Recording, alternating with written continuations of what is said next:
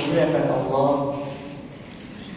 Marilah kita panjatkan puji syukur kepada Allah Subhanahu wa taala yang alhamdulillah pada pagi hari ini kita masih diberikan kesempatan untuk sama-sama melaksanakan salat subuh berjamaah.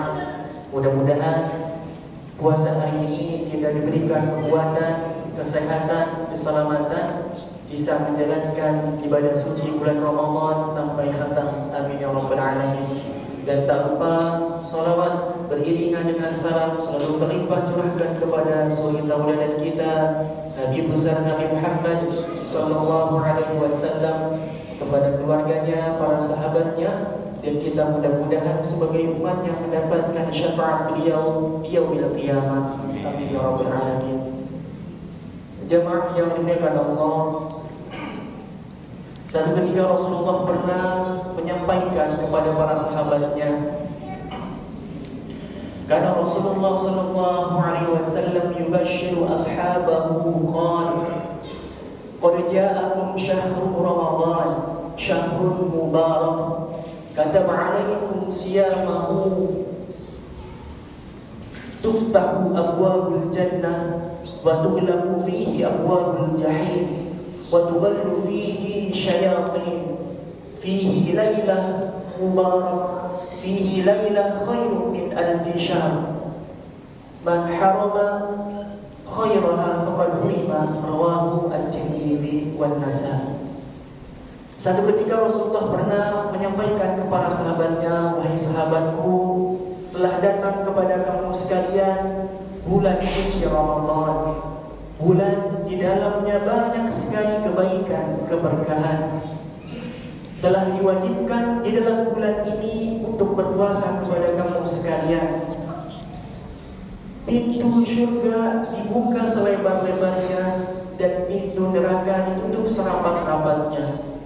Di dalamnya terdapat satu malam yang lebih baik daripada 1000 bulan. Barang siapa yang mendapatkan kebaikan di bulan suci Ramadan ini, maka insya Allah dia akan mendapatkan kebaikan di bulan-bulan yang lain.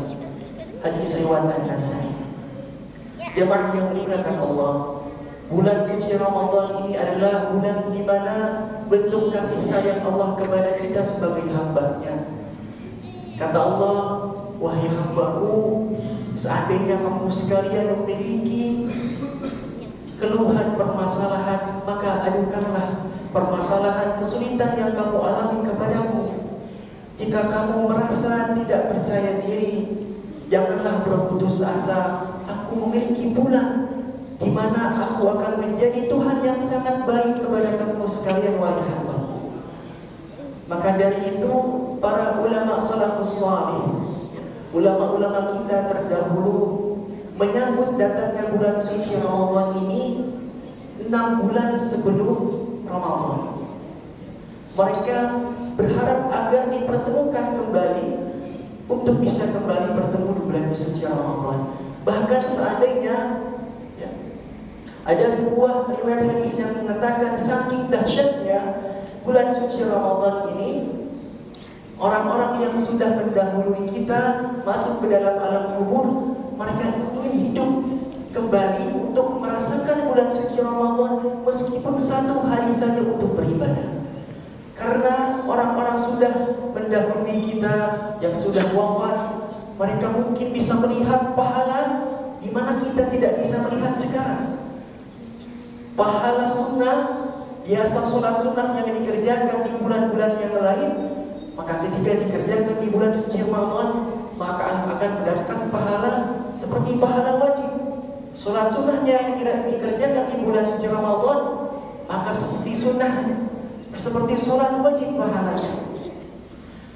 Kemudian ulama yang bernama Imam Asy-Syafi'i, ketika datang bulan suci Ramadan, beliau bisa menghatamkan Al-Quran sebanyak 60 kali. Jadi 1 hari Imam Asy-Syafi'i ini hatam 2 kali. Setiap 12 jam Imam Asy-Syafi'i hatam Al-Quran. 12 jam hatam, 12 jam kemudian hatam. Pertanyaannya, apakah Imam Asy-Syafi'i ini tidur? Mungkin tidur tapi tidak lama. Bahkan imam yang bernama Qatadah bin Da'amah tidurnya itu hanya setelah maghrib sampai Isya. Setelah itu dia menghidupkan di waktu siang bulan Ramadan dan menghidupkan waktu malamnya untuk menghantamkan membaca Al-Quran. Imam Syafi'i seandainya tidur hanya 2 jam di bulan suci Ramadan, maka bukan 12 jam sekali beliau khatam Quran. Tetapi bisa mungkin kalau dipotong 2 jam tidur, hanya 10 jam beliau khatam Al-Quran. Padahal kalau kita lihat Imam Syafi'i ini seorang ulama yang kitabnya sampai sekarang masih dipelajari oleh kaum muslimin. Seandainya beliau tidak harus menghatamkan Al-Quran sebanyak 60 kali pun, pahalanya masih ditransfer sampai sekarang. Tetapi kenapa beliau yang alim, yang pahala amal jariah berupa ilmu manfaat, ya, beliau masih merasakan kurang seandainya menghatamkan hanya beberapa kali saja. Kalau kita bandingkan dengan amal jariah yang kita miliki, sekarang kalau kita wafat, Bapak Ibu yang dirahmati Allah, amal jariah itu kan pertama ada anak soleh atau cucu yang selalu mendoakan. Seandainya kita wafat, anak kita wafat, cucu kita wafat, maka tidak ada satupun yang dapat mendoakan kita, maka terputuslah amal jariah. Seandainya kita amal jariah berupa memberikan donasi untuk pembangunan masjid, bangunan masjid bisa direlokasi, bisa roboh, maka terputus amal jariah.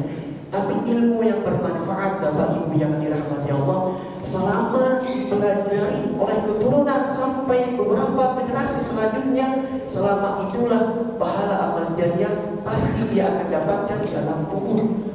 Maka amal jariah yang paling lama didapatkan oleh manusia adalah ilmu yang bermanfaat.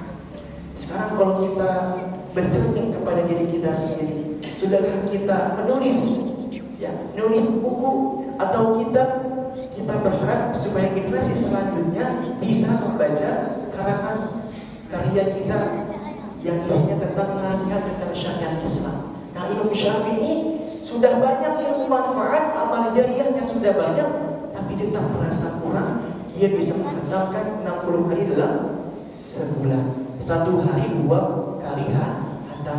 Begitupun gurunya Imam Malik. Ya, Imam Malik ini 60 kali hatam Al-Quran selama 1 bulan. Bahkan Imam Malik ini, ya, meninggalkan kebiasaannya mengkaji ilmu fikih, ilmu tauhid, ya, ilmu usul fikih, ilmu hadis, dan fokus untuk Al-Quran. Mengajak kepada murid-muridnya untuk menghatamkan, memperbanyak tilawah Al-Quran.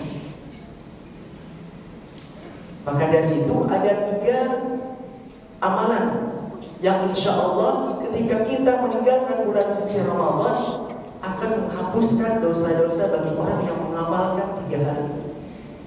Ini adalah kurikulum Nabi. Yang pertama adalah memperbanyak tilawah Al-Quran. Kalaupun kita tidak bisa 60 kali hatam seperti Imam Syafi'i, minimal 1 bulan 1 kali hatam. Kalau 1 bulan 1 kali hatam, 1 hari 1 juz. Jangan sampai kita gak ada bedanya nih Pak. Mau bulan Ramadan, mau bulan yang lain, ini gak ada bedanya. Tetap seperti itu. Lisannya masih suka nyakitin orang, pandangannya masih belum bisa menjaga untuk tidak melihat hal-hal yang kotor. Pendengarannya, tangannya, kakinya masih sama aja, gak ada perbedaan. Jangan sampai kita seperti orang yang seperti itu.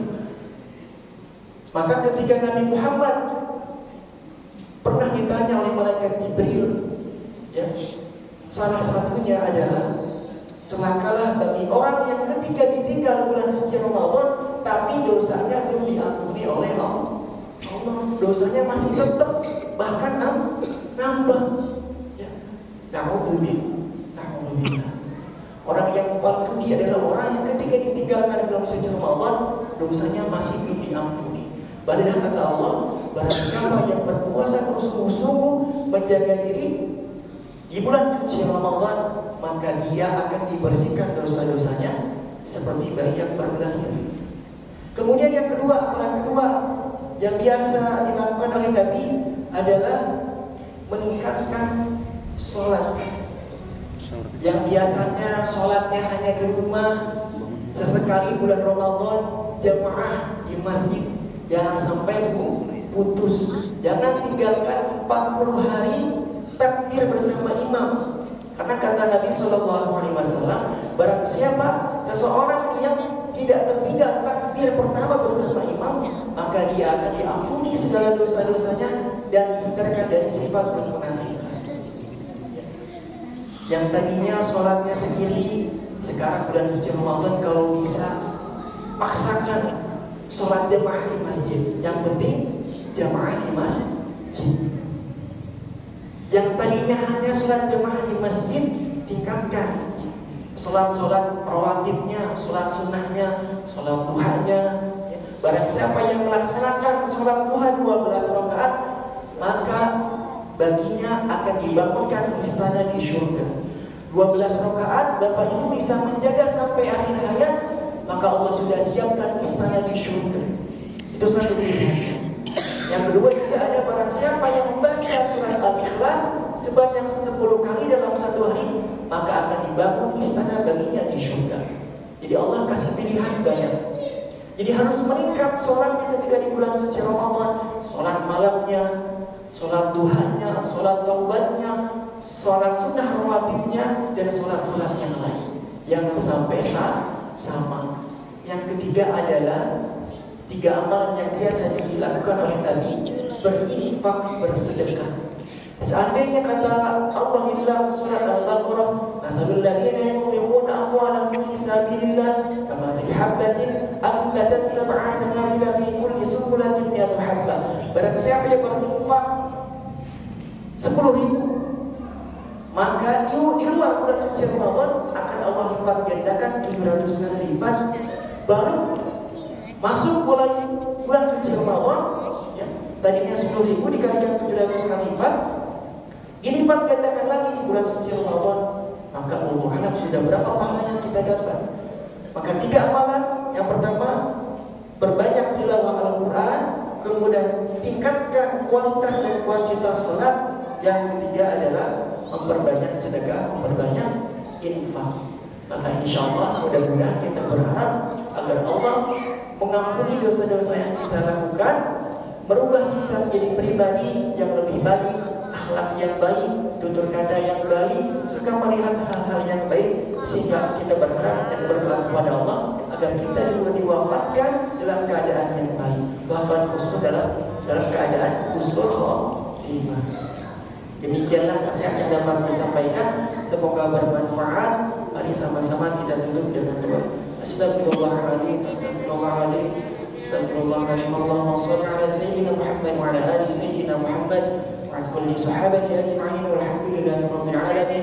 Rabbana zalamna anfusana wa illam taghfir lana wa tarhamna lanakunanna minal khasirin. Allahumma innaka 'afuwwun karim tuhibbul 'afwa fa'fu 'anna ya karim. Ya Allah ya muqallibal qulub, tsabbit qulubana 'ala dinik, tsabbit qulubana 'ala ta'atik. Allahumma rzuqna taubatan nasuha qabla al-maut ya Allah. Allahumma rzuqna taubatan nasuha qabla al-maut ya Allah. Allahumma inna nas'aluka husnal khatimah. Allahumma khtimna bil khair. Allahumma khtimna 'inda as-sujud fi as-salah. Allahumma khtimna 'inda as-sujud fi as-salah. Allahumma khtimna 'inda qira'ati al-Qur'an. Allahumma khtimna 'inda qira'ati al-Qur'an. Rabbana atina fid dunya hasanah wa fil akhirati hasanah wa qina 'adzaban nar. Wa sallallahu ala sayyidina Muhammadin wa ala alihi wa sahbihi wa sallam. Subhana rabbika rabbil 'izzati 'amma yasifun wa salamun 'alal mursalin walhamdulillahi rabbil alamin. Wassalamu alaikum warahmatullahi wabarakatuh.